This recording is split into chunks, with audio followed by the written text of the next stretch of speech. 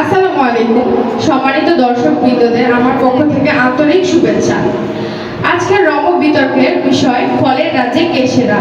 আমরা ইতিমধ্যে দেখতে পাচ্ছি সম্মানিত কাঁঠাল মহাদয়, সম্মানিত বাঙ্গি মহাদয়, বিশিষ্ট কলা, সুখ্যাত আম, বিখ্যাত গাব এবং রসালো তরমুজ মহাদয় বসে আছেন। এবার আমরা আমের গুণগান শুনবো এবং আমকে আন্তর্জাতিক ফলের স্বীকৃতি আদৌ দেওয়া যায় কিনা সেটি নিয়ে তার যুক্তি স্থাপন করবেন সালিম। ধন্যবাদ আপনাকে। যদিও এখন কথা চর্বিত চর্বর হয়ে যাচ্ছে, সবাই বলছে আমি কেন এসেছি, আমি কেন এসেছি। আমি কেন এসেছি সেটা বলি। আমি যদি আজকে না আসতাম তাহলে বাংলাদেশের মানুষ আজকে এখানে যারা যারা রয়েছে তাদেরকে ফল হিসেবে স্বীকৃতি দিত না। আমি আম জনতা থেকে বা 6 বছর পর্যন্ত সবার প্রিয় ফল আম। এবং বাংলাদেশে দুই ধরনের প্রজাতি রয়েছে। এক হলো যারা ফল নয়, অর্থাৎ গাব, বাঙ্গি, এবং দুই হলো নিম্ন স্তর ফল, অর্থাৎ কলা এবং কাঁঠাল। আবার এটা ধরছে। আজকে আমি আগে এদের কথা বলতে চাই। প্রথমে বলতে চাই যে আমাদের কলা ভাই কাঁঠালকে নিয়ে একটি পজিটিভ কথা বলে গেছেন। তিনি বললেন কি কাঁঠাল নাকি এখানে মারামারি করতে আসছে, মানে তার গায়ে নাকি হাতই দেওয়া যায় না। মানে সে আবার কিভাবে রাজকীয় ফল হয়, যার গায়ে হাতই দেওয়া যায় না সে আবার কিভাবে রাজকীয় ফল হয়। আবার বাগধারাগুলো বলে কি যে অন্যের মাথায় কাঁঠাল ভেঙে খাওয়া, আবার কাঁঠাল পাকানো। এরপর কাঁঠাল বললো কি আম নাকি পোকা খায়। আরে বেটা, এই পোকা তো কাঁঠালও খায় না, খায় মাছি খায়। এখন মাননীয় সভাপতি, মাছির ভোগ্য খাবার যদি মানুষের জন্য ফল বলা হয় তাহলে এর চেয়ে দুঃখ রাখার জায়গা থাকে না।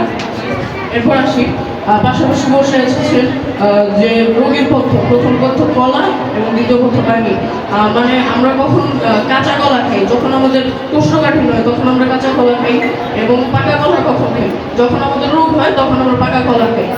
এবং এরা যেভাবে এদের মানে পুষ্টির যে গুণগান গাইলেন, মানে সুস্থ মানুষের খাদ্য কলা নেই। এরপর সে গাব, সে নাকি আবার নিজেকে ফল দাবি করছেন। মানে ও তো জঙ্গলে বাই প্রোডাক্ট, ও কিভাবে ফল হয়? মানে আমরা জঙ্গলে হয়। আমরা কেন জানি যে গাব কিসের জন্য বিখ্যাত? একটু আঠার জন্য বিখ্যাত, আবার একটু কাঠের জন্য। এটাকে একটা গাছ বলা যেতে পারে, এটাকে তো ফল বলা যেতে পারে না। এটাকে আমরা একটা গাছ বলবো, ফল বলবো না। এরপর আসি তরমুজ। কলা যেমন একটা চরিত্রহীন ফল, তরমুজ সেরকম একটা ফাঁকি হয়ে যায় একটা ফল। এর মানে যেমন কোনো গাইছে তার হচ্ছে ভিতরে 99 হচ্ছে পানি, আর মাঝখানে হচ্ছে একটু লাল লাল পানি। এবং সে নাকি দাবি বললো তার নাকি খোসা খাওয়া যায়। তো খোসা খাবে, কে খাবে? ছাগল খাবে। সভাপতি এমন আর বক্তব্যের দ্বিমত পোষণ করছি। উনি হয়তো বা কানে কম শুনেছেন বা বুঝতে ভুল করেছেন। আমি বলেছি কাঁঠাল এখন আর ছাগলে নয়, মানুষই খায়। মানে মাননীয় সভাপতি, মানে এদের অবস্থা বুঝেন, এরা মানে নিজেরাই মানে নিশ্চিত হতে পারছে না মানে এরা ফল নাকি সবজি। এরপর আমরা আসি, মানে আমরা কেন মানে আম গুরুত্বপূর্ণ কেন, আমি কেন বলছি আম গুরুত্বপূর্ণ। দেখেন কূটনৈতিক সম্পর্কের দিক থেকে কতটা গুরুত্বপূর্ণ। আমরা পাশের দেশে হচ্ছে কূটনৈতিক সম্পর্ক স্থাপনের জন্য পাশের দেশে আম পাঠাই, এবং আমরা সংবাদ মাধ্যমে জেনেছি যে 1200 টন আম যেতে যেতে 600 টন হয়ে গেছে। কিন্তু দেখেন মাননীয় সভাপতি, সেখানে যদি কাঁঠাল বা বাঙ্গি হতো তাহলে ওইখানে 1200 জায়গায় আরো 200 বেশি হতো।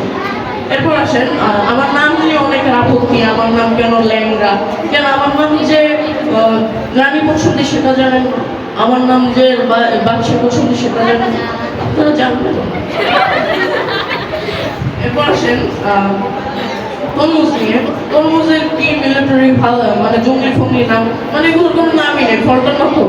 এরপর আসেন যে মানে ফল কিসের মতো খাবো? আমের মতো খাবো, ধরবো, চিপড়াবো, গাছ থেকে পেরে গরম খান, একা খান, সবাই মিলে খান, ঠান্ডা করে খান, যেভাবে মন চায় খান। একটা করে আম নেবেন আর খুব করে বিচি ফেলে দেবেন, একটা করে আম নেবেন খুব করে বিচি ফেলে দেবেন।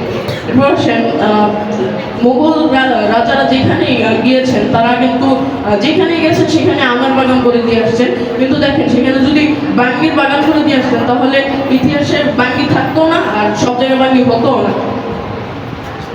স্পিকার, আপনারা আমাকে অনেক কম সময় দিয়েছেন, যদিও আমি জানি মানে তার গন্ধ দিয়ে সবাইকে ই করে রাখে। এবং আমি জানি যে আপনাদেরকে আরও যদি 5-10 মিনিট আপনারা যদি আমার শুনেন তাহলে তো আপনাদের কোনো কষ্ট হবে না। কিন্তু আমার কাছ থেকে আপনাদের একটা আবেদন, মানে আজকে এখানে যারা ফল রয়েছে তাদেরকে নিম্ন স্তরের ফল হিসেবে স্বীকৃতি দিয়ে যাবেন সবাইকে। ধন্যবাদ সকল ফল মহাদয়দের এত সুন্দরভাবে নিজেদের বক্তব্য যুক্তিসঙ্গতভাবে উপস্থাপনের জন্য। তবে মহান আল্লাহ তাআলা সকল ফলকেই নানা ধরনের পুষ্টিগুণ দিয়ে সৃষ্টি করেছেন।